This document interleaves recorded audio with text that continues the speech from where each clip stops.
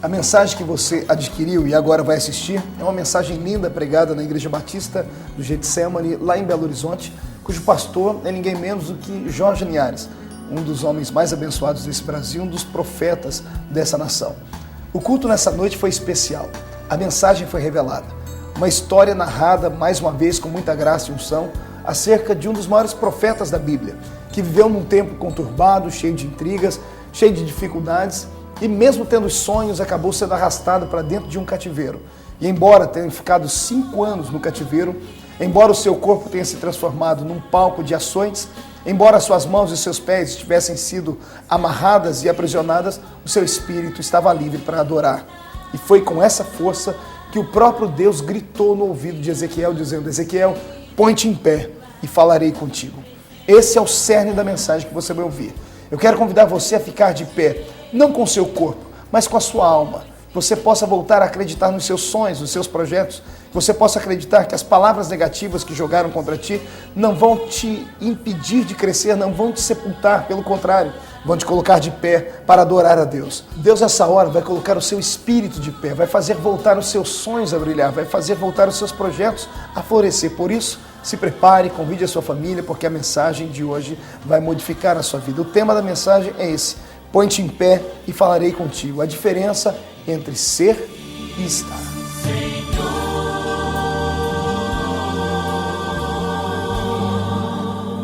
Abra sua Bíblia comigo no livro do profeta Ezequiel. Vamos estar em pé.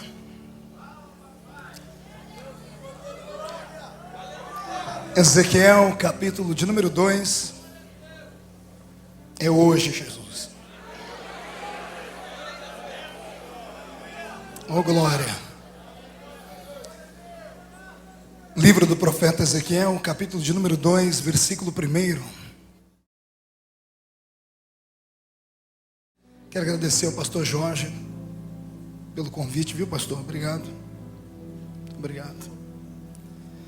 Agradecer o carinho dessa igreja e o carinho dos mineiros, né? Tem uma dupla sertaneja, eles não são crentes, não. Eu acho que não são. Num DVD deles, eles dão glória a Deus, dizem que toda honra e glória seja dada a Jesus. São 2 gordinhos, César Menotti e Fabiano.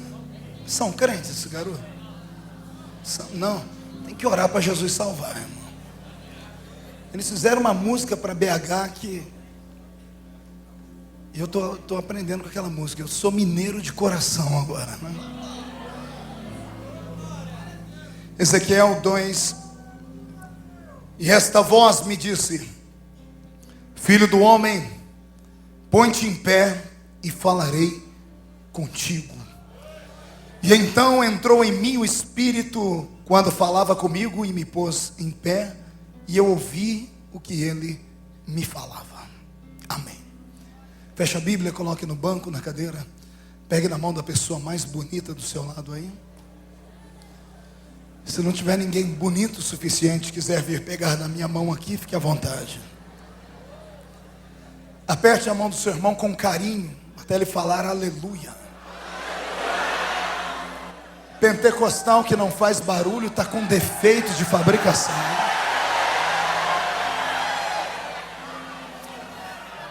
Pai, nós te louvamos, nós te agradecemos, porque sabemos que daqui a alguns minutos e esta igreja vai ficar pequena para o tamanho da glória que o Senhor vai enviar sobre nós. Até porque, Pai, estamos aqui em uma festa. O Brasil todo está pulando, estão cansados, estão dopados, precisaram de drogas, precisaram de morfina, heroína, cocaína. E nós, Senhor, só tomamos um chazinho hoje, um chazinho da raiz de Jessé. Estamos de pé, vamos te adorar, Senhor. Queremos que o nosso louvor atravesse o teto, rompa o céu atmosférico, atravesse o céu cósmico, chegue do céu e mar acessível da sua glória. E enquanto os seus filhos tocarem o seu coração, Pai, toque-nos também. Antes que eu comece a profetizar, Senhor, eu lhe faço 2 pedidos. O primeiro é que o Senhor cerque esta igreja, e num raio de 5 quilômetros, onde houver um demônio alojado, eu dou a esses demônios segundos para desaparecerem daqui. porque se não sumirem, serão queimados pelo poder da sua glória que virá. O segundo pedido a Deus é um pedido de atrevimento. Gostaria que o Senhor abrisse a porta do céu e mandasse para cá hoje uma comitiva de anjos, anjos com brasas de fogo nas mãos, que eles comecem a esparramar estas brasas entre nós, e onde houver um crente batizado com o Espírito Santo, renova ele agora, meu Senhor.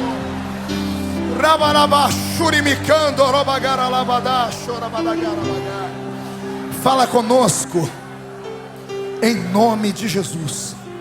Amém, amém e amém. Os que podem, tomem o seu assento, glorificando.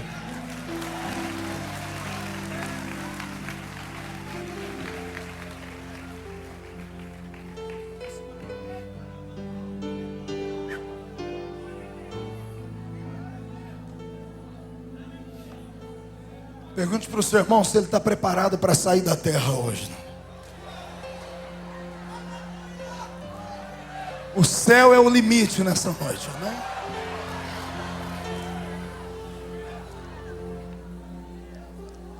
Completo hoje, nesses últimos dias, desde quinta-feira para cá, esse é o 13º culto que eu estou pregando. Minha voz está um pouquinho afônica, por isso que eu pedi a ajuda dos garotos ali. E depois cada um vai ganhar um beijo, tá bom? Sonoplasta da igreja, né? E o Senhor colocou no meu coração uma palavra revelada no livro do profeta Ezequiel. Permita-me primeiro lhe falar um pouquinho da vida desse grande homem, que nem sempre foi tão grande, que teve uma história parecida com a minha e com a sua, cheio de sonhos, cheio de visões, e de repente todos os sonhos e as visões foram interrompidas pelas circunstâncias, interrompidas pelos pecados dos seus pais, dos seus avós. E depois de ter passado um longo tempo no cativeiro, aprisionado com os seus pés e as suas mãos, conseguiu ser diferente de todos os demais cativos, porque ele conseguiu enxergar Deus no meio da tempestade. Esse texto bíblico, ele é muito lindo, porque ele é carregado de palavras que nós precisamos de uma interpretação muito forte. Porque Ezequiel era um profeta, e os profetas no Velho Testamento eram visionários, eram chamados de loucos, de malucos, esquizofrênicos. Alguns teólogos modernos acusam Ezequiel de ter catalepsia, um pequeno probleminha dado na sua memória, principalmente os psicanalistas, porque os psicanalistas dizem que o poder da esquizofrenia está nisso. A pessoa, ela olha e na mente dela diz que está vendo, mas ninguém vê, mas ela jura, ela morreria por aquela visão. Se isso é ser um esquizofrênico, eu acho que eu sou esquizofrênico, irmão. Porque os meus olhos alcançam aquilo que os olhos naturais não podem ver. Porque eu deixei de ser normal há muito tempo. Depois que eu aceitei Jesus, eu descobri que a minha vida ficou anormal. Aí depois que eu aceitei Jesus e descobri que eu estava numa igreja pentecostal, eu descobri que eu era anormal elevado ao quadrado. Porque todo pentecostal é meio tantã da cabeça, ele é meio anormal. Sua emoção vai a 1000. E Jesus é apaixonado por isso. É claro que temos que ter a razão, mas a razão tem que trabalhar aqui do lado da emoção. Cresçamos no conhecimento, mas não vamos deixar a graça lá embaixo. Você pode ser bonito, doutor, empresário, rico, perfumado, pode ter a cara do Alain Delon, mas essa noite aqui eu gostaria que você tivesse o mesmo sentimento que os discípulos tiveram no dia da inauguração da igreja em Atos capítulo 2. Eu queria ver você sair daqui hoje embriagado. Queria ver você sair daqui hoje de uma situação tão grande que quem olhar para você vai dizer: está bêbado. E alguém vai levantar e vai dizer: aqui não tem ninguém bêbado, o que está acontecendo é o que foi dito pelo profeta. O Senhor derramou do seu Espírito sobre todos nós. Eu já quero profetizar em nome de Jesus que algumas pessoas não vão voltar para casa andando hoje. Hoje você volta voando nas asas da revelação do Senhor. Só quem concorda comigo, dê um grito para acordar Belo Horizonte inteiro. Pronto. O texto que eu li, capítulo 2, já foi tema de congressos, tema de simpósios. Muitos líderes usam esse texto para falar sobre a chamada de um homem de Deus. Mas o que me chamou a atenção um dia desses, lendo esse texto, eu tive que ler e reler por umas 2, 3 vezes, é que em nenhum momento do capítulo anterior, Ezequiel está deitado, ou sentado, ou caído. Ele diz: eu estava junto com os demais cativos na beira do rio Quebar e tive visões. E as visões eram profundas, visões que nós temos dificuldade de interpretar. Primeira vez que eu li esse texto aqui, eu arrumei argumento contra os inimigos da palavra, que dizem que o crente é ignorante. Um dia desse eu estava dentro de um avião e um cidadão descobriu que eu era evangélico e disse: você acredita em OVNI? Eu disse: é claro que eu acredito. Ele disse: você acredita em objeto voador não identificado? Eu disse: acredito. Ele disse: então você acredita em ET? Eu disse: acredito também. Esse é terrestre. Mas você não é crente? Eu falei: sou crente.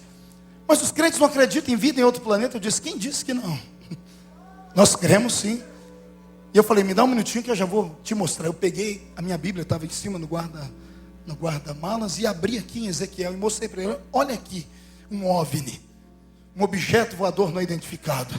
Ezequiel está olhando para o céu e diz: e tem uma roda de fogo girando para um lado. E ele limpa os olhos e quando ele vê, tem outra roda dentro dessa. Uma gira para cá e a outra gira para lá. Eu disse: isso aqui é um objeto voador não identificado. A NASA não consegue descobrir isso aqui. Eu falei: pior não é isso, a nave tem tripulante. E os tripulantes têm 4 rostos cada um. São os querubins. E como o querubim não é da terra, é do céu, tudo que não é da terra é extraterrestre. Eu disse para ele: eu não creio no ET de Varginha, eu não creio no ET do Steven Spielberg, mas que existe vida fora dessa terra, isso existe. E disse para ele: eu sou um alienígena disfarçado, porque eu estou aqui, mas eu não sou daqui, eu sou de outro lugar.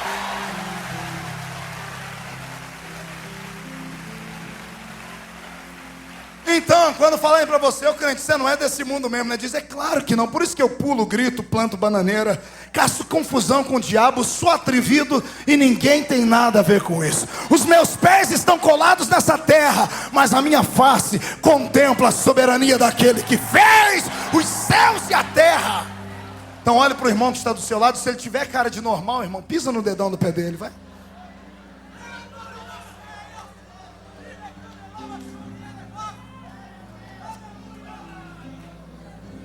O que me chamou a atenção foi isso. Ezequiel não está sentado, pastor Jorge. Ezequiel não está deitado, Ezequiel não está caído. Mas depois que ele tem a visão, o Senhor diz para ele: Ezequiel, põe-te em pé e falarei contigo. E eu busquei na revelação mais íntima de Deus, e o Senhor disse para mim: filho, o homem não cai apenas com o corpo. O homem cai quando ele está deprimido, quando ele perde os seus sonhos, quando ele perde a pujança da vontade de crescer. O garoto Ezequiel era filho de um sacerdote, o pai dele se chamava Buzi. Pense em você ser um hebreu, saber que na sua infância o seu pai contava para você histórias de heróis não imaginários, mas de heróis verdadeiros. Não história de Homem-Aranha, Batman, Superman, não. O seu pai sentar com você na beira da sua cama e falar: você tem o sangue de heróis na veia. Ezequiel, você tem na veia o sangue de um homem que um dia deu conselho para o próprio Deus. Eu imagino os olhinhos do profeta, crianças assim: como, pai? Deus ouviu um descendente meu, um ancestral meu? Sim, quem? Moisés. Como foi, papai? Deus disse: Moisés, eu vou destruir o povo. E Moisés disse: se eu fosse o Senhor, eu não faria isso. O que as nações vão dizer do Senhor? O Senhor não tem paciência com o seu povo? Deus olhou e disse: você tem razão, não vou destruir mais ninguém. Manda o povo levantar e marchar e vamos embora para Canaã. Imagina o menino crescendo e alguém diz assim: você tem sangue de heróis na veia. Você tem sangue de um descendente seu, Ezequiel, que nem morrer ele morreu. Ele foi escoltado até o céu por uma carruagem. Profeta Elias. É por isso que todo judeu, ele é arrogante por natureza. E ele pode, né? Não é porque ele quer, é porque ele é. Tem um sangue especial na veia. Esse garoto, além de ter o sangue de heróis na veia, era filho de um sacerdote. Estava sendo preparado para ocupar o que o seu pai fazia. E ele conhecia muito bem a vida de um sacerdote, que em tempos de rituais colocavam roupas e a sua indumentária era por demais variada. Até que uma vez por ano, toda a nação esperava que ele colocasse uma indumentária branca, por cima dela uma indumentária colorida, e nos pés dessa indumentária colorida, romãs e campainhas. E ele, com a mão cheia de sangue, atravessava o átrio, ou melhor, no átrio ele não tinha sangue ainda, mas no lugar santo ele já pegava o sangue do animal nas mãos. Todo o povo em silêncio do lado de fora, ele passava por trás do véu do templo, que pesava 1 tonelada, precisava de 12 juntas de bois para arrastá-lo.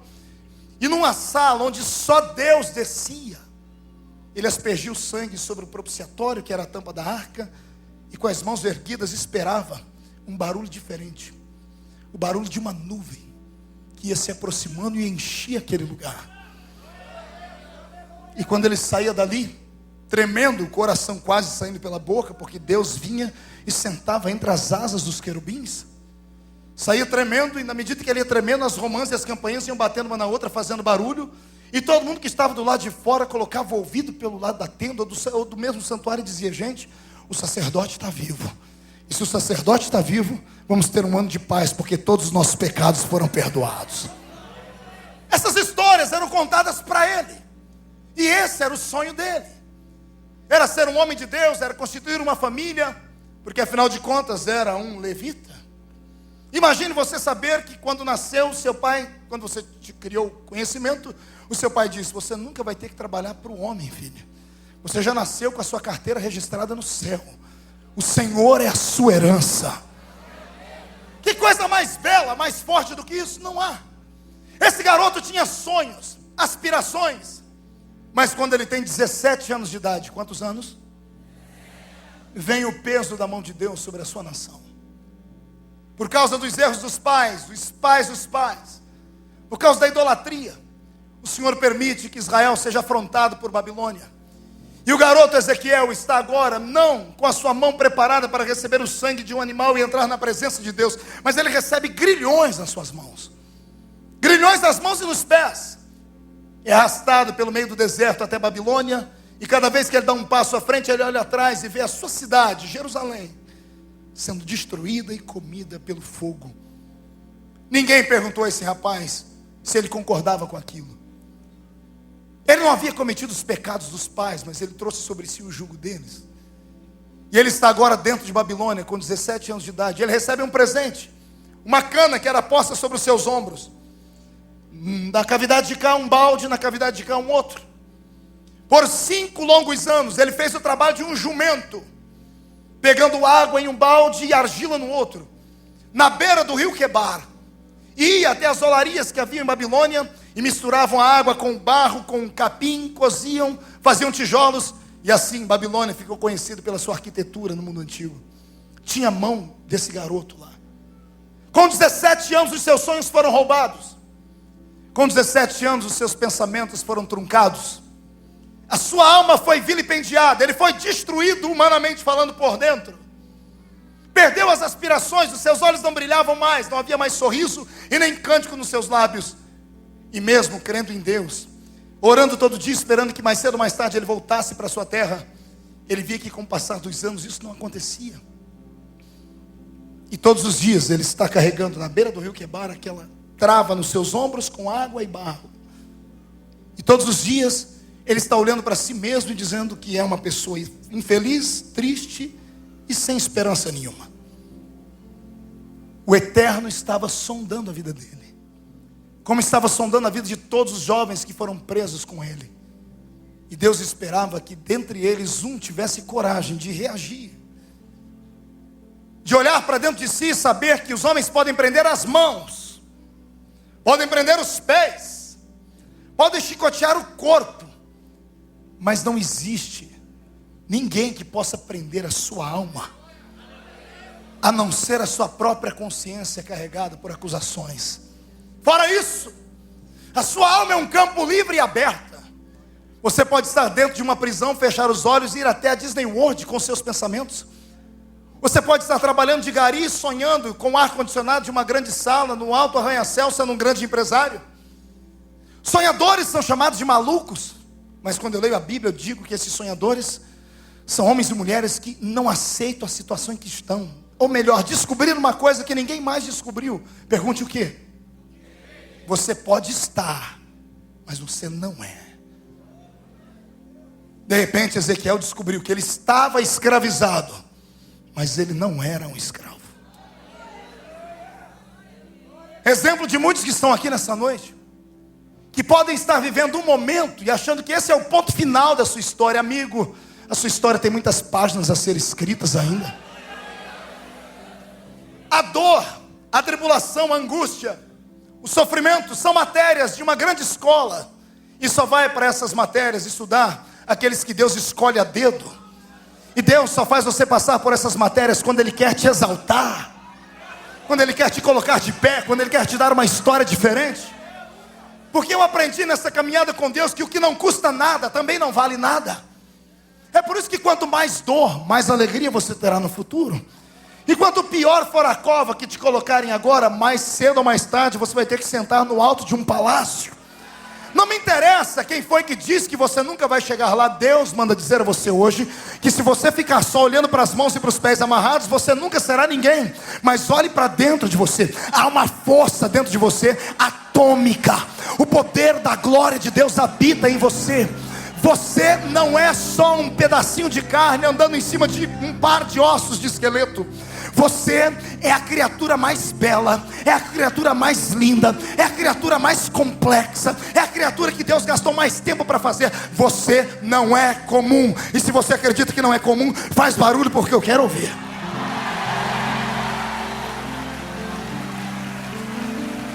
Aleluia.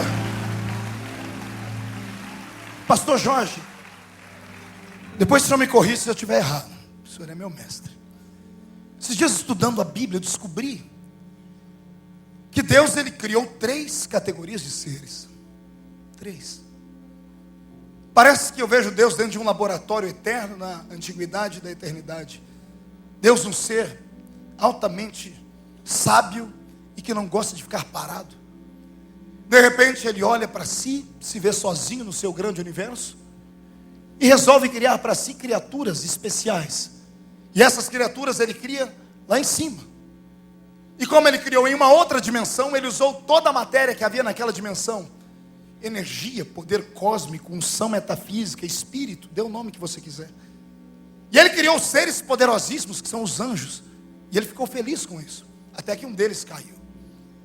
Quando um deles caiu, o Senhor deixou essas criaturas lá e veio a este mundo. E criou este mundo agora a partir de átomos, moléculas que se transformaram em matéria física. E Deus agora entrou no laboratório de novo e diz: vou criar outro tipo de ser. O primeiro Ele fez lá em cima, com tudo que tinha lá em cima. Por isso, todo ser espiritual é um ser inteligente. Aí Deus veio criar outro ser. Ele veio à terra e usou toda a matéria da terra. E criou um ser que não tem inteligência nenhuma. Criou um ser desprovido de inteligência, desprovido de espírito, porque é só a alma vivente. Os animais que existem aí que são irracionais. Deus está num laboratório. Ele criou seres poderosíssimos e eternos com a eternidade de lá. Veio aqui e criou seres que poderiam morrer a qualquer momento, porque a sua matéria era falível. E agora eu imagino Deus na eternidade sondando seus pensamentos e pensando: o que aconteceria se eu criasse um terceiro ser diferente? Ele para entre o céu e a terra, enfia a mão dentro do céu e pega tudo que Ele fez, tudo que Ele usou para criar os anjos: espírito, glória, unção, poder metafísico. Enfia uma mão na terra e pega barro perecível, argila, junta um em uma mão e outro em outra, e diz assim: se eu juntar os dois, o que é que vai dar? E Deus funde o que tem no céu com o que tem na terra. E resultado, você.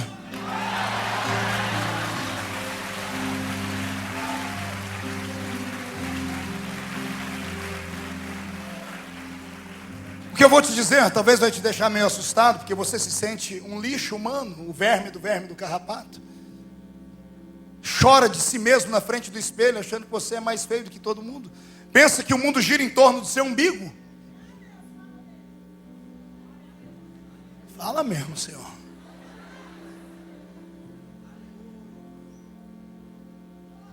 Você não é uma criatura tão desprezível quando você pensa, pelo contrário. Você é a coroa da criação. Deus aperfeiçoou tudo que Ele havia feito em você. É por isso que você é uma criatura que Ele demorou muito para entender. O ser humano é um ser complexo. Mais complexo que os anjos e mais complexo do que os animais. Por isso que na primeira, a quinta dispensação, inocência, consciência, governo humano, patriarcal e lei, Deus tentou estabelecer um elo, uma aliança com o homem e não deu conta. Ele estabeleceu leis e o homem não conseguia respeitar, o homem não conseguia fazer, sabia que ia bater com a cara no muro, ia morrer e por isso mesmo ousou fazer. Ele tentou corrigir o homem, abrindo a terra, engolindo o homem vivo. Ele fez chover saraiva do céu. E quando ele olhou para esse ser humano, disse assim: olha, eu estou arrependido de criar essa raça. Me arrependo de ter feito. Porque é diferente dos anjos, porque o anjo ele deu uma palavra e o infeliz caiu. Os animais morrem aqui a qualquer momento. Não tem inteligência. Agora esse terceiro ser que Deus criou, esse é complexo demais. Também Deus poderia ter tido menos trabalho abrindo uma fábrica de fazer seres humanos e a gente nasceria em série, seríamos todos iguais, um monte de robozinho. Mas não, ele falou assim: não, eu vou fazer cada um de um jeito. Por que você acha que você é um indivíduo? Você é um indivíduo porque não há ninguém igual a você. Pode haver gente parecida com você, mas igual a você não há ninguém. Você tem uma impressão digital aqui, existem 7 bilhões de seres humanos no mundo, igual essa, não tem nenhuma. Você é um único. E se você veio a existir, foi porque ele olhou e disse assim: é você quem vai nascer. Você é o meu desafio. Você é o desafio de Deus. Você é a coisa mais preciosa que Ele fez. Vou te dizer uma coisa que você nunca ouviu. Por que os anjos não ficam andando aqui toda hora? Por que você não está vendo um anjo aqui dentro? Porque esse mundo não é deles. Eles não podem sobreviver aqui. Porque a essência deles está lá em cima. Eles vêm aqui para trazer recados, para fazer isso ou aquilo, mas voltam para lá. Eu estava na feira, na Expo Cristã, pastor Jorge, chegou um indivíduo perto de mim, com uma carteirinha aqui de credencial, intelectual, com óculos, e começou a puxar a conversa comigo, uma conversa interessante. Eu falei: esse homem é inteligente. No meio da conversa ele se entregou e disse: pastor, o senhor acha que os animais serão arrebatados? Eu falei: só animal da sua qualidade. Jumento. É claro que não. Por quê? Porque toda a matéria deles é daqui. Você nunca perguntou por que você come a carne do boi e não sente arrependimento? Você não come a carne do boi falando: tadinho do boi bandido, tadinho da vaquinha mimosa, o porquinho rabicó, o franguinho cocó. Porque são almas viventes. Diferente de um ser humano que assassina o outro. A mente dele ferve para sempre. É o sangue de Abel gritando no ouvido de Caim. Porque ele matou uma criatura diferente. Anjo não pode ficar vindo aqui toda hora. Só vem aqui quando Deus manda, porque essa terra não é deles. Animais não podem ir para lá, porque são feitos só com coisas daqui. Você está do lado do único ser que pode ver tanto aqui quanto lá.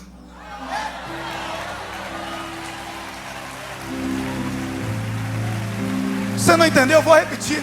Você está do lado de uma pessoa que é a única, que vive tão bem aqui na terra, e quando terminar de viver aqui, vai viver lá em cima numa boa. Porque parte de você veio de lá e a outra parte veio daqui. Ei, é por isso que eu não aceito você com essa cara feia, parecendo que foi batizado num pote de vinagre. Crente que sabe que tem o nome dele escrito no livro do céu, escute: o seu nome não foi escrito a lápis, não foi escrito a grafite, o seu nome não foi escrito a carvão, não há borracha na terra que apague, foi escrito com o sangue de Jesus Cristo. Então adore a Ele.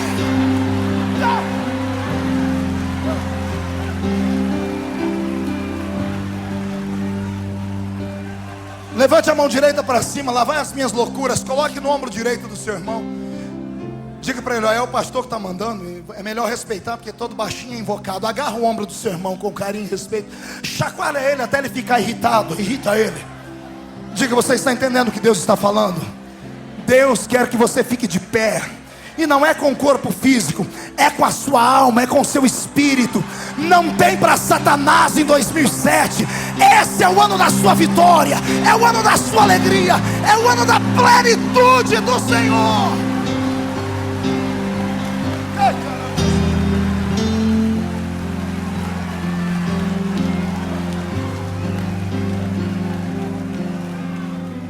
Escreva isso no seu coração: eu estou, mas eu não sou.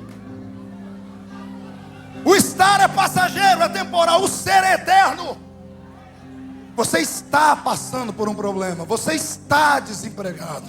Você está doente. Mas você não é doente. Você não é desempregado. Você não é infeliz. Você está solteiro. Mas você não vai ficar solteiro.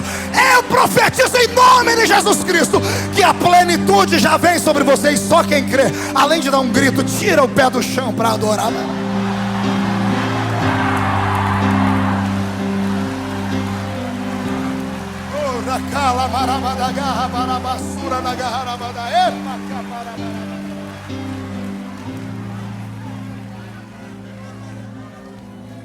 Sabe o que Deus está querendo aqui hoje?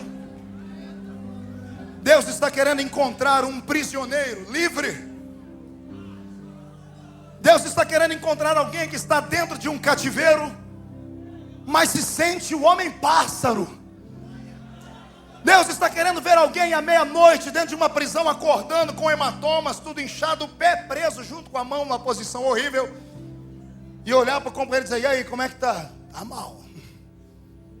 Como é que está? Pé inchado, a mão quebrada, o corpo cheio de cicatrizes, o olho inchado, a boca, está tudo ruim para falar, e a alma e o espírito está livre. Então vamos cantar.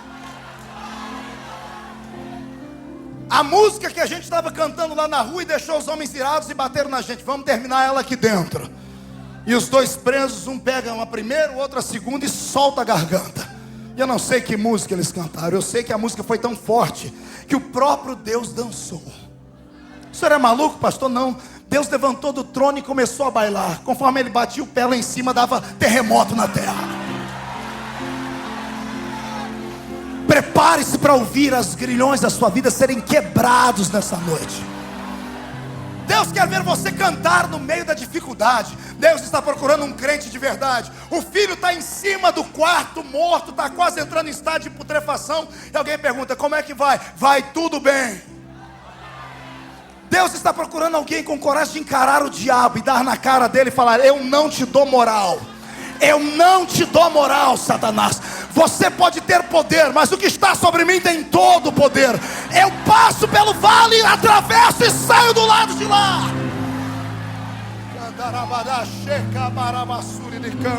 Eita. Meu Jesus do céu. Já tem crente ficando valente. Fique valente mesmo, irmão. Fique valente. Chega de ser o último da fila. Chega dessa história dos nossos filhos só serem engraxados. Chega dessa história dos nossos filhos só venderem picolé. Chega das nossas mulheres, quando atingem a idade de 40 anos, ficarem parecendo umas velhas jocosas. Chega! O melhor da terra é nosso. Você é imagem e semelhança de Deus. Está na hora de você pegar de volta o que te pertence. Eu profetizo em nome de Jesus. Meu pai, antes de morrer, me disse que quem pode manda, e quem tem juízo obedece. Eu posso, porque estou com o microfone na mão. Vou profetizar. Quem tem juízo que pegue. Eu profetizo que este ano Deus vai te dar uma autoridade tão grande, que se o diabo não sair da sua casa, é perigoso até ele começar a dar glória a Deus com você, porque a graça vai ser demais. Aleluia!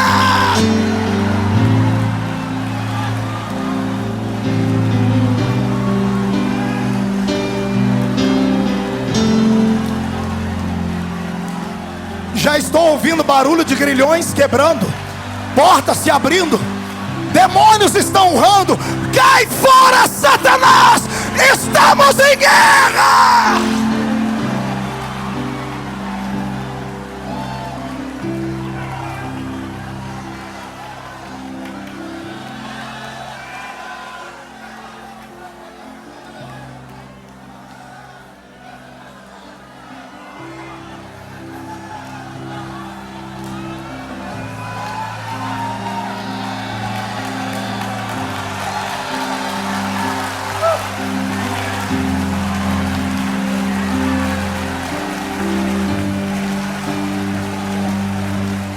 Sabe qual é o seu problema? Seu problema se divide em duas partes. Primeiro, porque você é ignorante. Pastor Jorge, arruma 2 guarda-costas para me levar embora depois. Primeiro, você é ignorante. Ignorante é aquele que não tem conhecimento. Você tem um livro na mão que é uma arma calibre 66. 2 canos, Velho e Novo Testamento, 66 livros. Só que não sabe usar. Você tem uma metralhadora na sua mão, o inimigo está na sua frente, é só descarregar em cima dele, mas na hora de apertar você não sabe destravar. Todo menino muçulmano com entre 5 e 8 anos de idade, ele decora quase todas as profecias de Maomé. Qualquer pessoa que sai do catolicismo e se converte ao espiritismo, em menos de 2 meses, lê o livro inteiro do Evangelho segundo o Espiritismo. Qualquer crente que se desvie vai para o Testemunho de Jeová, o que ele não fez a vida inteira, em 3 meses ele decora tudo. Se eu perguntar aqui, quem já leu a Bíblia inteira uma vez, você vai se escandalizar. Pastor, a Bíblia eu não li, mas eu tenho a caixinha de promessa lá em casa. Ah, coisa ruim. Fica com essa macumbinha evangélica em casa. O próprio nome já diz, caixinha de promessa, só tem promessa boa lá. Não, pastor, a minha Bíblia fica aberta lá em casa, o Salmo 91. É a única página que está amarelada. Se você não conhecer o livro que está na sua mão, você nunca vai vencer o diabo. Porque ele é mestre em engodar, ele é mestre em enganar. Ele é mestre em fazer você se sentir um lixo. Ele é mestre em fazer você se sentir um rejeitado. A falta de conhecimento faz você ter uma lavagem cerebral religiosa em algumas igrejas, que você deixa de viver. E o diabo usa às vezes a prisão religiosa para te matar. Eu conheço um monte de gente assim. Acredite, você tem algumas pessoas aqui que são da mesma denominação que a minha. Eu sou assembleiano. Vieram para dar glória a Deus, mas quando viram o meu cabelinho aqui,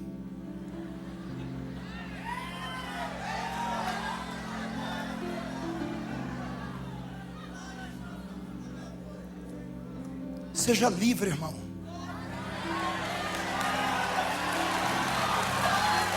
Seja livre. A nossa geração não pode parar onde os nossos pais pararam. A nossa geração tem que ter conhecimento e graça. Vamos mostrar para os homens que nós podemos ser poliglotas, que nós podemos ser médicos físicos, nós podemos ter inteligência e ainda assim ser do reteté de Jesus. Vamos mostrar para eles. Vamos, cresça. Há uma prisão na sua alma que não te deixa adorar a Cristo, também pudera. Garras de demônios estão sobre a sua mente. Palavras do passado, ditas pela boca do pai, ainda fazem efeito até hoje. Até hoje você não olha as pessoas de igual para igual, olha sempre para baixo. Você não é aquilo que aquela sua patroa endemoniada, filha do cão com a pomba gira, falou que você é, não. Você não deve andar pelas ruas da cidade sentindo um rejeitado só porque usa chinela havaiana e só tem 2 dentes na boca, o zagueiro e o atacante. Não. Você tem autoridade.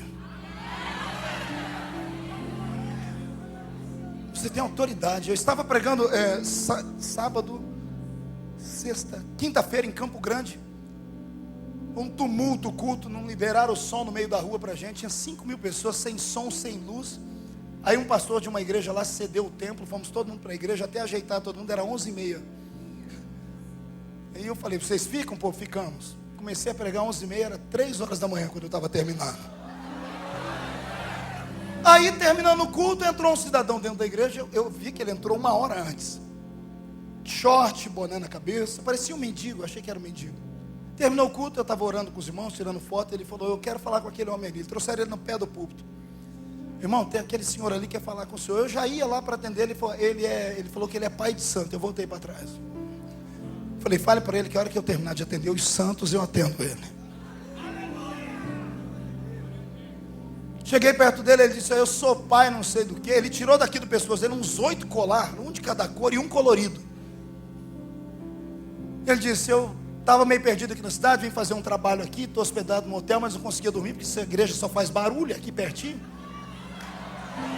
Eu não gosto disso. Ele disse para mim, eu não gosto disso, mas quando eu vi, eu já estava sentado aqui dentro.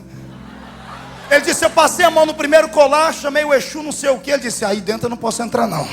Chamei o outro e disse, aí eu não posso entrar porque ele orou para cercar esse lugar aí com fogo. Aí eu não posso entrar.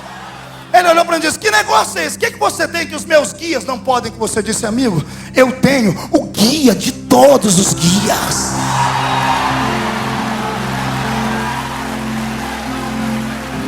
E ele, mas eu faço, eu aconteço, eu mato, eu ressuscito, eu faço. Sério? Então vamos fazer uma prova aqui agora? Ele diz, vamos lá.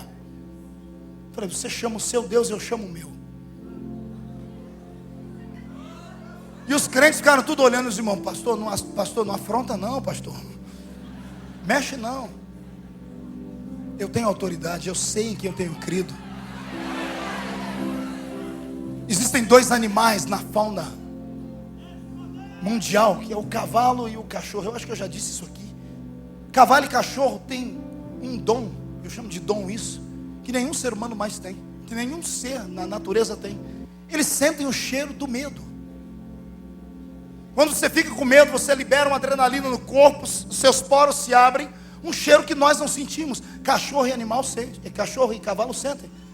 É por isso que você passa perto daquele vira-lata pequenininho, quando você olha para ele, você se amedronta, ele pensa que ele é um pitbull. Senta no dorso de um pangaré e mostra medo, ele vai se sentir um manga larga machador. O diabo é assim. Ele se aproveita da sua ignorância. Ele se aproveita do seu medo, do seu sentimento de pequenez. Porque com esse seu medo você invalida o poder do Cristo que morreu por você na cruz. Você invalida o poder da fé. A fé é a ausência da dúvida. Quando você duvida, você invalida o poder do milagre sobre a sua vida. Tudo isso porque você está com as suas mãos amarradas e os pés também. Ei!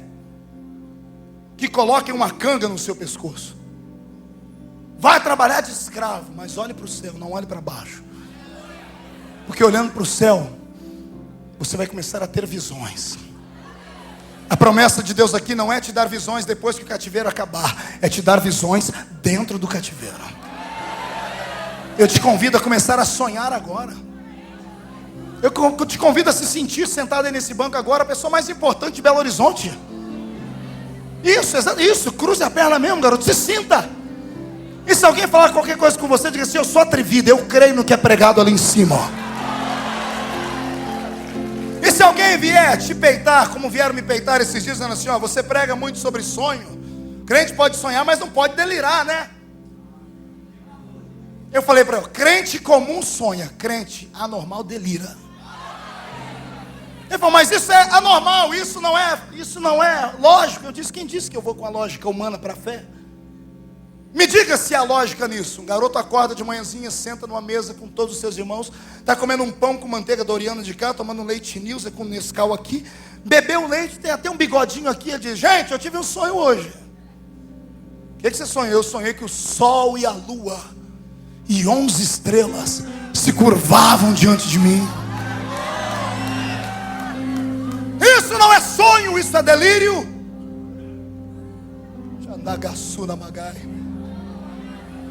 Delire. Aqui dentro você pode. Sonhe. Esses grilhões que te prendem são temporários. Lembre-se, quem abriu a chave do cativeiro foi Deus. Foi Deus quem pegou o seu povo e levou para lá, porque ninguém toca no povo dele. Quando ele quer que aconteça alguma coisa, é ele quem manda. Eu bato neles, são meus filhos, mas os meus filhos ninguém bate. Só bate neles quem eu mando. O diabo não pode tocar na sua vida. Se ele tocou, fique tranquilo, é porque Deus apostou com ele e o meu Deus não aposta para perder. É a aposta de Jó, toca nele. Pode tocar, deixa ele vivo só. Pastor, Deus é sádico? É claro que não. Deus só queria abençoar mais Jó. Jó, quanto foi que o diabo te tomou? 1. Então pega 2 de presente para você agora. A proposta do Senhor é te dar o dobro. Mas para isso você tem que acreditar. Você acredita? Você crê?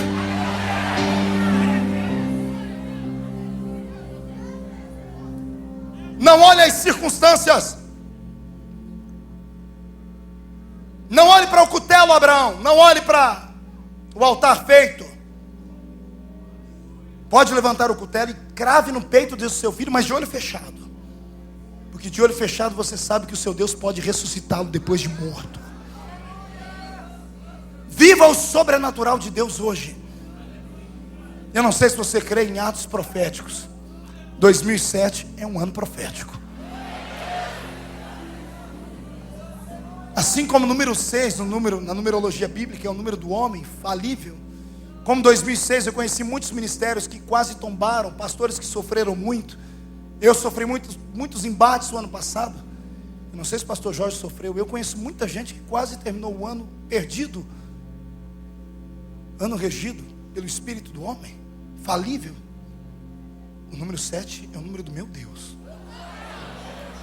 Grave essas palavras: plenitude, totalidade. É o que Deus vai dar a você esse ano.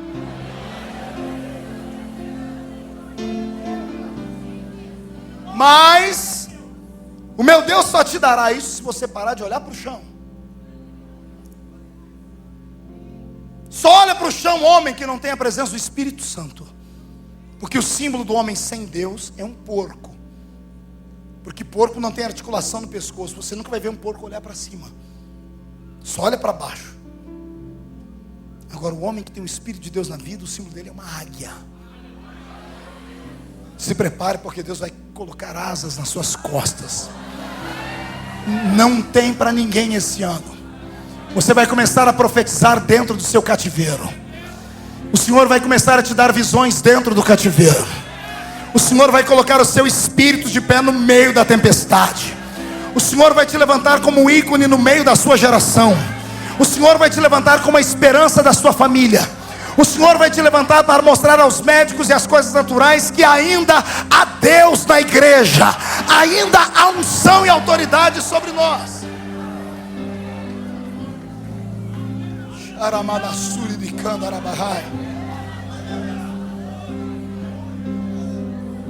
Põe-te em pé, Ezequiel. Arriba o seu espírito. Deixa o Senhor hoje tratar a sua ferida. Trate-se. Libere perdão para quem tiver que liberar. Não brigue com ninguém na sua esfera humana, porque a sua briga não é contra a carne nem contra o sangue. Pare de apontar o dedo aos outros e acusá-los do seu fracasso. Tome uma atitude. Sua família está morrendo de fome? Pegue um pouquinho de trigo, guarde dos inimigos, entra dentro do lagar. Malhe o trigo no lagar, é desconfortável porque ali não é lugar disso, mas tome uma atitude. E quando Deus chegar perto de você, não fracasse. Eu imagino o Senhor sentando perto de onde Gideão estava, olhando para ele dizendo assim: ei, o Senhor é contigo. Imagine um anjo do Senhor chegar aqui agora, olhar para você e falar: ei, crente, eu sou contigo. Você ia ficar feliz? Por que Gideão não ficou? Ele parou e disse assim: me desculpe aí, mas se o Senhor é comigo, cabra macho. Encarou o próprio Deus, dentro da sua razão, dentro das suas promessas, dentro das profecias dadas ao seu povo. Se o Senhor é comigo, o que foram feitos das suas palavras? Se o Senhor é comigo, onde está a promessa feita aos meus antepassados? Eu esperava que Deus pegasse uma espada e arrancasse o pescoço dele. Imagina, eu venho te elogiar, ao invés de você me agradecer, você vem com varapaus e pedras. O Senhor abriu, foi um sorriso colgate. Disse: até que enfim achei um. Ei, Gideão, vai nessa tua força, cara. Porque um homem que encara Deus, o inimigo está perdido na mão dele. Vai nessa tua força, porque você vai livrar Israel das mãos dos seus inimigos. Tome uma atitude. Diga para o seu irmão: tome uma atitude. Pare de murmurar. Ei, não se junte àquele grupinho de coveiros espirituais da igreja. Gente que está na igreja há um bom tempo, nunca descobriu nada, porque nunca pagou o preço. E quando vê alguém desfrutar, chega com uma pá e começa a cavar uma cova e diz: não vai dar certo, pode parar. Não vai funcionar nunca. Selecione os seus amigos esse ano. Não deixe entrar maldição na sua casa. Quando a pessoa for entrar na sua casa, irmão, ao invés de medir o tamanho da saia, meça o tamanho da língua dela. Meça a língua dela. Tome uma atitude. Não empreste o seu ouvido ao diabo. Se alguém chegar em você, você viu quem caiu? Você diz, não, mas eu sei quem Deus levantou. Eu sei quem Deus levantou. Eu sei quem Ele levantou. Não pactue com Satanás. Não abra brechas para ele. E ele vai ficar perdido. Vai ter que passar dias e dias arquitetando um projeto. Enquanto ele ficar com o projeto pronto, é só a farinha. O meu Deus já vai estar com a polenta pronta, te entregando na mão a chave da sua vitória. Eu estou profetizando para quem está com raiva do diabo. Eu estou com raiva do infeliz. Eu não aceito mais a mão dele sobre a minha geração.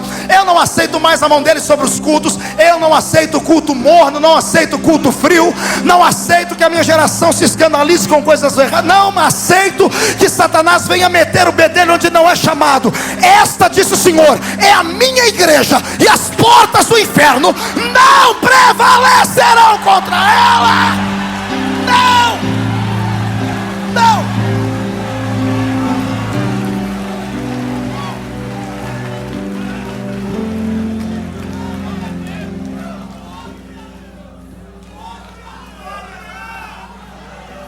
Ei, chefe da família.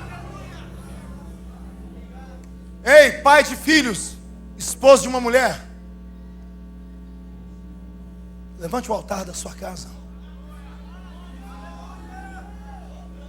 Não afrouxe. Não deixe o diabo usar a sua família como fonte de acusação para você perder no ministério que Deus falou que ia te dar. Tome a rédea.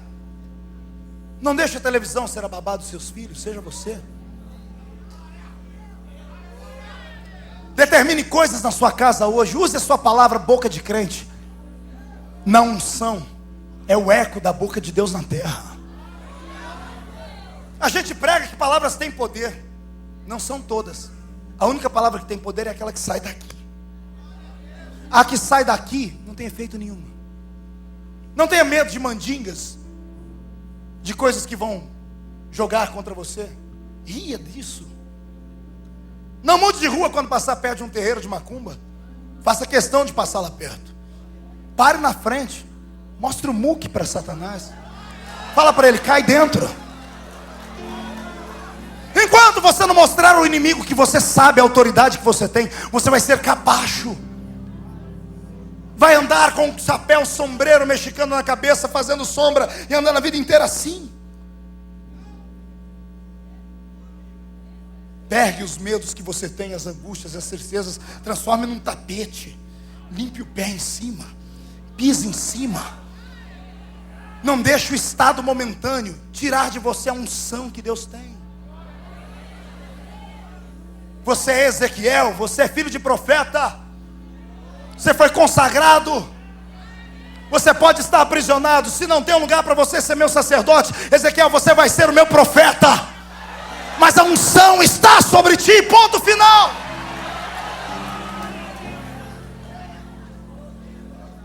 Tem um juiz entre os juízes da Bíblia que eu amo, Jefté. Tem uma pregação sobre isso, Fábrica de Campeões. Uma revelação tremenda, no capítulo 5, logo nos primeiros versículos, o Senhor dizendo ali sobre Jefté. E era Jefté o gileadita, filho de uma prostituta,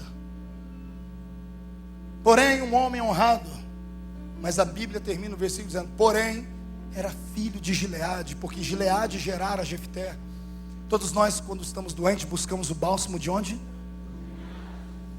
O óleo é símbolo do quê?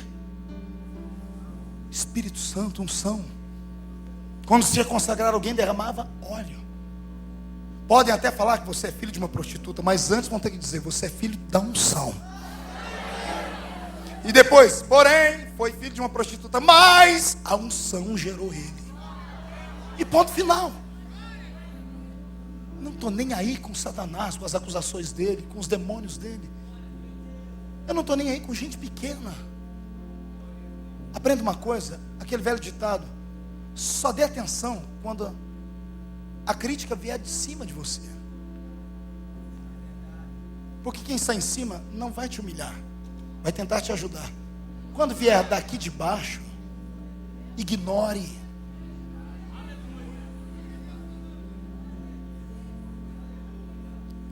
Se você entendesse o que eu estou entendendo aqui, o Senhor está abrindo um caminho para você passar, Managachu.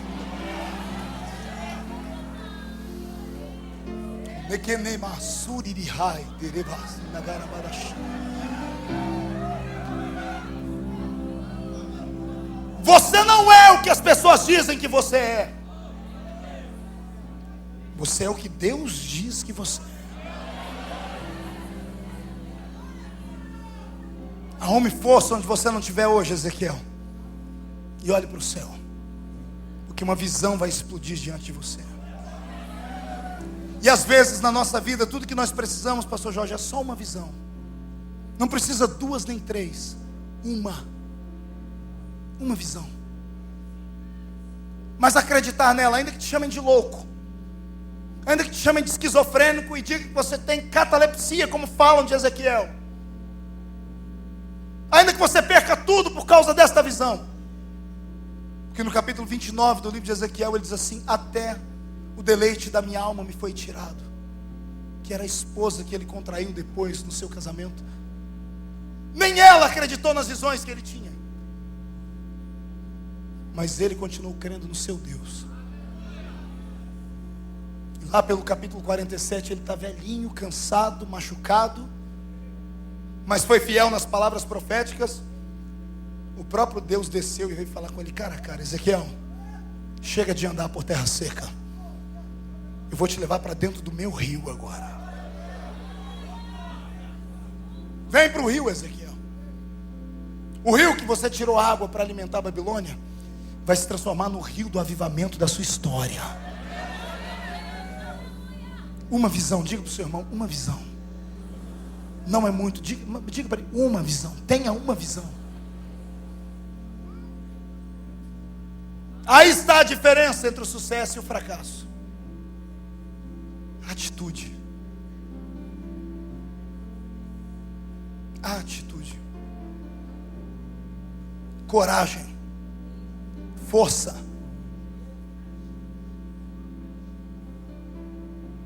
Covarde volta para trás. Covarde, saia da nossa frente.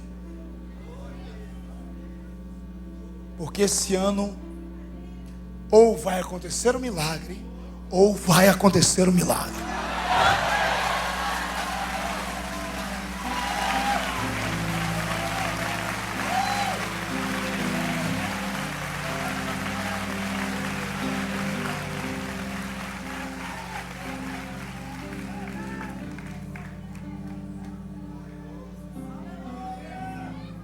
Isso, irmão, sonha. Sonha acordado. Tenha visões. O poder das visões vão quebrar os grilhões que te prendem. O que é que você pode enxergar hoje para a sua vida? Incline a cabeça. Tente ver alguma coisa melhor do que isso de hoje.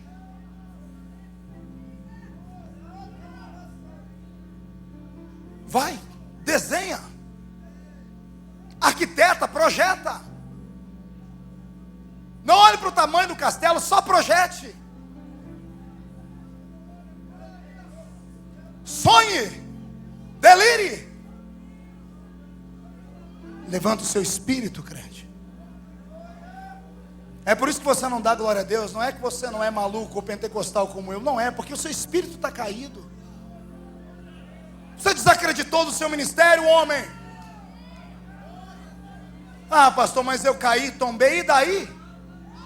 Quando Deus te chamou, Ele não sabia disso? Quem pode surpreender Deus? Quando Ele te chamou, Ele sabia tudo, do começo ao fim. Ele apostou as fichas dele em você. Se Ele apostou, não dê ouvido a mais ninguém. A mais ninguém.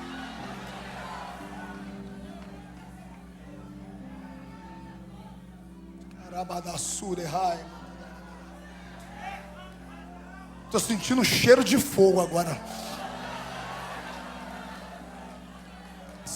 Está vindo uma onda de glória sobre essa igreja. E eu não estou falando isso como jargão de crente pentecostal, nada disso. Eu estou sentindo, meu corpo está trêmulo. Há uma glória de Deus vindo sobre a sua vida, que vai te fazer evoluir nessa noite.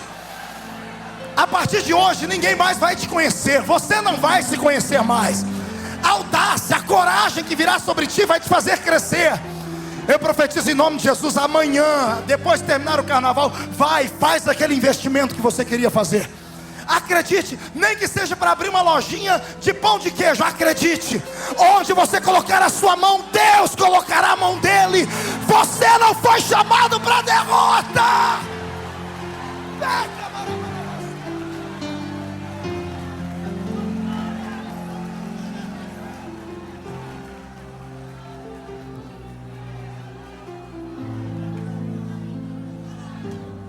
Os gregos acreditavam na lenda do pássaro chamado Fênix, que uma vez queimado pelo fogo e virando cinzas, quando viraram as costas, as cinzas se juntaram e ele renasceu.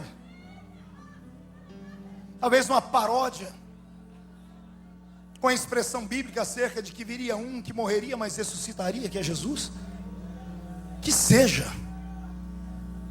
Eu vejo na minha frente pessoas que entraram como cinza, mas vão sair daqui como um castelo. Se você não acreditar em você, ninguém mais vai acreditar.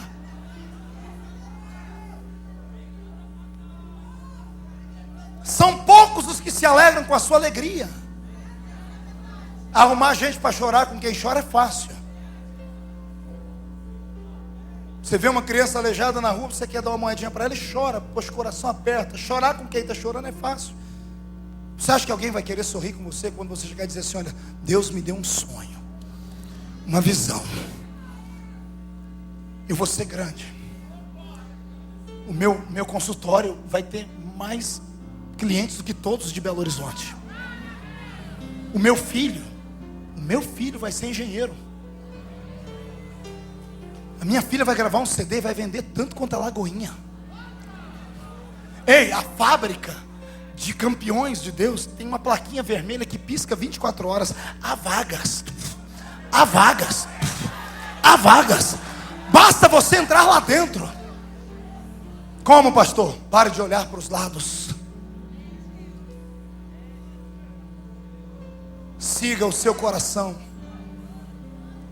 Foi Deus quem plantou isso em você. É claro que você vai sofrer, vai passar pelo vale, vai ser extirpado, rejeitado, humilhado. Quantas vezes, pastor, eu na minha infância como cristão, novo pregador, acreditando na minha chamada, porque quando eu pregava, eu trabalhava, todo mundo queria que eu fosse pregar nos cultos de mocidade, que era um pregador gratuito, era viável, e todo mundo vai, que Deus tem uma chamada na sua vida, vai. E eu fui. O dia que eu pedi as contas do trabalho, peguei o telefone e liguei para 50 pastores do nosso campo. E disse: ó, estou desempregado agora, estou a favor da obra. E todos disseram: amém, parabéns. Ninguém nunca me convidou para mais nada. Os 4 meses do seguro-desemprego eu fiquei parado em casa. O meu pastor que me incentivava tirou as mãos e começou a dizer para os irmãos: ó, é vagabundo, quer viver das custas do sogro dele. E tudo por causa de uma visão. Quantas vezes eu não peguei a minha brasilinha? Ô treva. Glória, porque não era tua. Pense num carro. É o carro que o anticristo vai deixar aqui na grande tribulação para os desviados que ficar. Pode ser. Tinha um apelido, pastor Jorge, era Brasilinha Ungida. Onde eu parava ficava uma poça de óleo no chão. Ela tinha tanta massa plástica na lataria dela que se tirasse a massa plástica fazia outra Brasília do lado.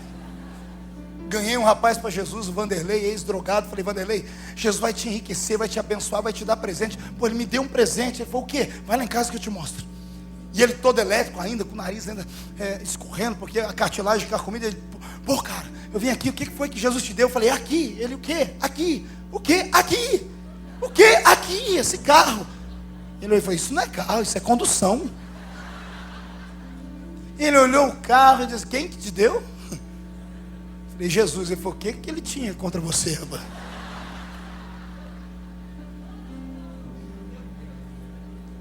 Nem os anjos entravam dentro daquela Brasília. Não estou aumentando, irmãos. Deus é minha testemunha. Ela tinha um problema no setor dela, pastor, na direção, que para virar na esquina ela dava 8 voltas. Imagina na estrada. E eu pegava essa brasilinha e, acreditando na minha chamada, botava uma gravatinha de crochê. Um terninho que eu tinha ganhado de linho puro. Que treva. Você sentava, saía, parecia que a vaca tinha mastigado o terno inteiro. Com a minha fitinha branca e preta, capinha branca e preta, eu era diácono. Sentava no fundo da igreja, eu saía sem saber para onde ir, irmãos, literalmente. Final de semana eu pegava um mapa da cidade, via onde não tinha pedágio, porque nem dinheiro para o pedágio eu tinha. E orava para o pneu não furar, porque se furasse, ficava por lá mesmo. Ia para as igrejas. Quantas igrejas? Eu não cheguei, mandei a minha fitinha para o púlpito, eu sentado lá embaixo, o pastor pegou a fitinha, olhou, chamou o presbítero do lado, olhou, começaram a rir, levantou, foi lá no púlpito, pisou, abriu o lixinho e soltou a fita lá dentro. Foi para o púlpito e disse, irmãos, tem uns aproveitadores aí, vendedores de mensagem, nem cumprimente no fim do culto. Eu passei fome. Cheguei a dormir com a minha brasilinha debaixo de poço de gasolina. Acordava com sol quente no rosto. Chorava. E eu voltava para casa e dizia assim, Deus, eu não tenho chamado, eu extrapolei, eu errei, eu me precipitei. Só uma pessoa acreditava em mim, a minha esposa. Dizia, filho, eu acredito em você, eu suporto, vai embora. Eu creio na sua visão. E não precisou muito, bastou um dia, um culto. Um culto mudou a minha vida. Um culto. Cheguei em Campinas, Assembleia de Deus, num bairro. Jejuei 3 dias também. Foi a primeira oportunidade que apareceu de um convite. Um pastor ficou com pena de mim, me convidou. Cheguei no culto. Quando eu estava pregando no culto, no meio do culto eu vi entrar uma mulher, um rapaz sendo escorado por uma mulher e uma outra pessoa, com as pernas arrastadas, babando. Sentaram com ele no banco e eu continuei pregando. Daqui a pouco um grito dentro da igreja, mas grito em igreja pentecostal é comum. De repente eu olhei um homem saiu marchando no meio da igreja, subiu no púlpito, meu pai tomou o microfone da minha mão, eu fiquei sem saber o que era. Ninguém falou mais nada, a igreja quietou. Ele olhou e disse, irmão, vocês se lembram de mim? Sou filho da irmã Maria. Mãe, fica em pé. Pai, eu estava com meningite no hospital. Os meus nervos não reagiam mais, a minha língua não mexia mais, eu estava babando. O médico disse, vai morrer em casa, filho. E a minha mãe disse, ele não vai morrer em casa, não, eu vou levar ele na casa do pai dele hoje, que o pai dele vai curar ele. Ele disse, quando esse pregador estava pregando, eu nem sei o que ele estava pregando, porque dói tudo. Eu só sei que eu senti um calor, quando eu olhei do meu lado, eu vi um homem grande, de fogo. Só que eu não tive medo. Ele fez assim para mim, colocou a mão na minha cabeça, o fogo daqui passou para o corpo inteiro, de repente subiu, e eu dei um salto, os nervos voltaram, a boca voltou. Um culto!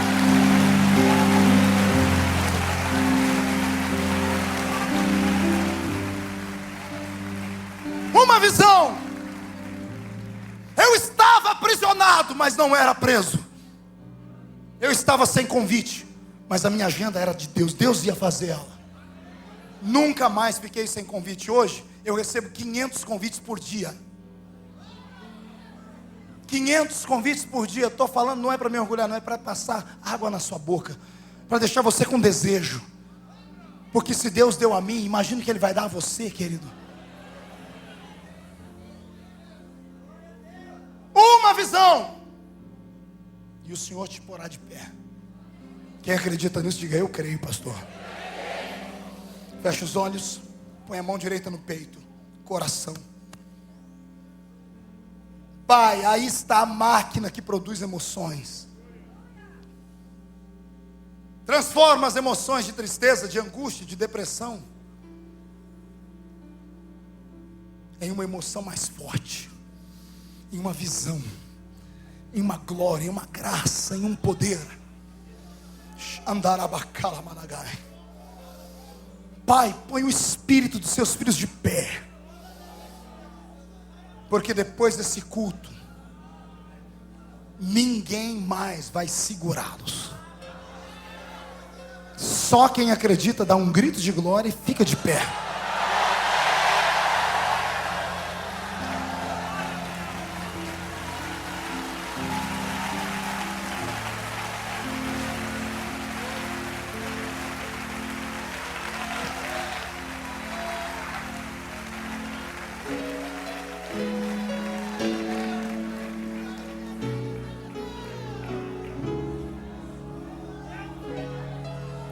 Você está, mas não é.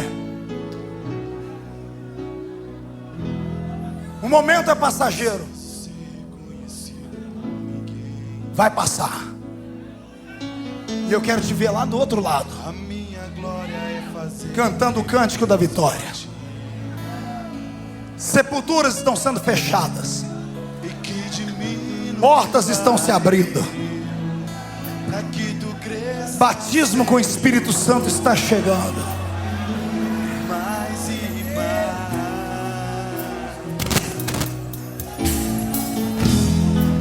E como serafins que cobrem o rosto ante a ti.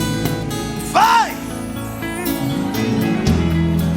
Esconda o rosto para que vejam tua face em mim. Que diminua eu, para que tu cresça, Senhor.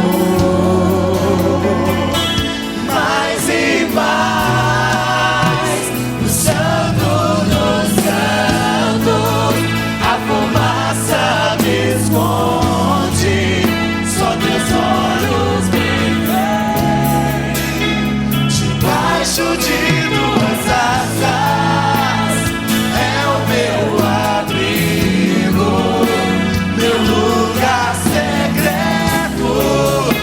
Tua graça me basta, tua presença. No santo do santo, no santo dos santos, a fumaça me esconde, só teus olhos me veem. Debaixo de tuas asas é o meu abrigo, meu lugar secreto, só tua graça me basta, tua presença, meu prazer. Feche seus olhos. Eu vou fazer um convite aqui à frente, porque a visão começa no altar. Eu quero saber onde estão os homens e mulheres que estão vivendo um momento difícil, mas que acreditam que esse momento vai passar. Que estão, mas não são. Saia do seu lugar, vem aqui perto de mim.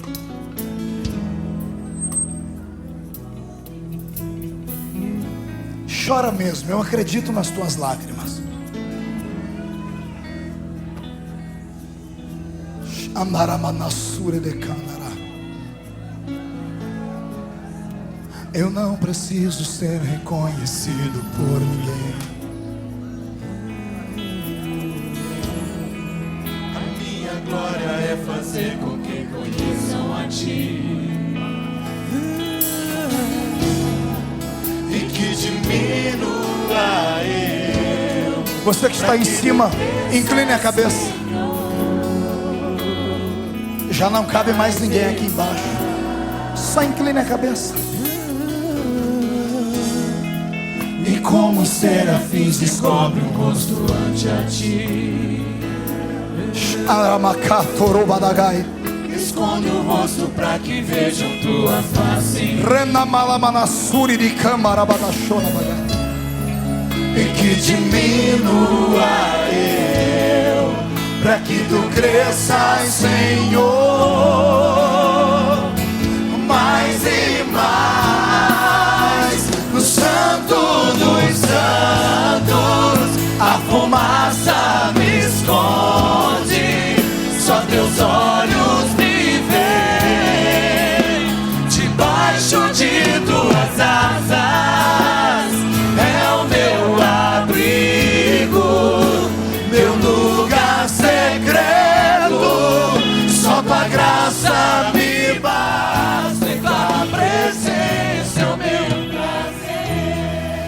Pegue na mão do seu irmão, feche os olhos.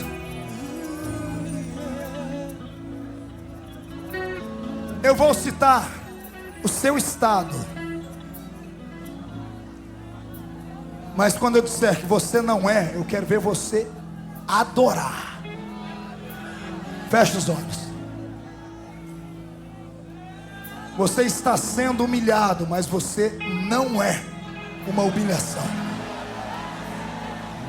A senhora está estéril, mas não é estéril. Você está doente, mas não morrerá com esta doença. Você está desempregado, mas você não é uma pessoa sem ocupação. A porta vai se abrir. A sua família está separada, mas não ficará separada.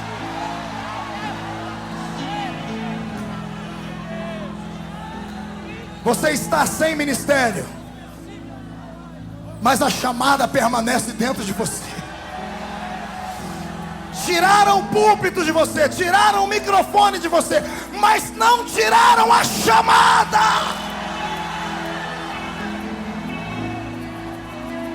Pai, onde houver um homem e uma mulher que o Senhor está colocando de pé nesta noite, derrama sobre eles agora brasas de fogo. Derrama sobre eles cura divina, cura para a alma, batismo com o Espírito Santo, unção, glória. Onde houver um crente desses que acredita, toca nele agora.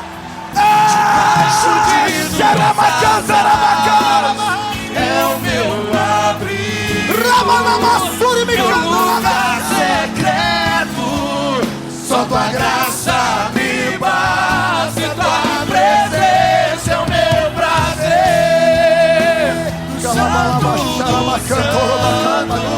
A fumaça. Recebe agora. Recebe em nome de Jesus. Recebe a cura. Recebe o poder. Recebe a saúde. Recebe a autoridade. Recebe a porta aberta. Recebe a prosperidade.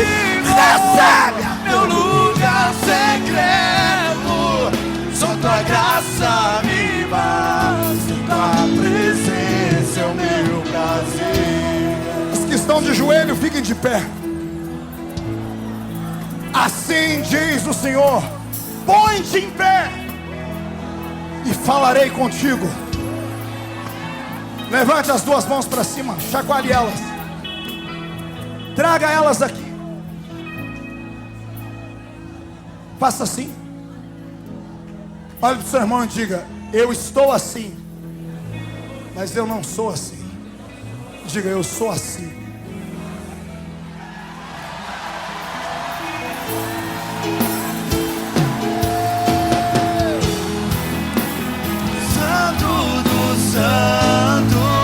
A fumaça me esconde, só teus olhos me veem. Debaixo de tuas asas é o meu abrigo, meu lugar secreto. Só tua graça me basta, tua presença é o meu. Abra as duas mãos, abra as duas mãos. Não me chame de louco. Vire para alguém do seu lado, não toque nele, só estenda a mão sobre ele. Diga: basta uma visão. Eu tenho a minha e vou repartir com você agora. Você aceita? Senhor, coloque nessas mãos agora uma unção de prodígios e maravilhas. Usa esse homem e essa mulher, Pai, como o Senhor usou os maiores homens e mulheres da Bíblia agora. Onde essa mão tocar, cura, batiza com o Espírito Santo e liberta. Abraça o seu irmão e profetiza. Debaixo de tuas asas é o meu abrigo, meu lugar secreto. Só tua graça me basta, tua presença é o meu prazer. Só tua graça me basta, tua presença é o meu prazer. Só tua graça me basta, tua presença é o meu prazer. Aleluia. Dá glória a Deus, dá. Dá glória a Deus, dá. Abraão se fortalecia dando glória a Deus.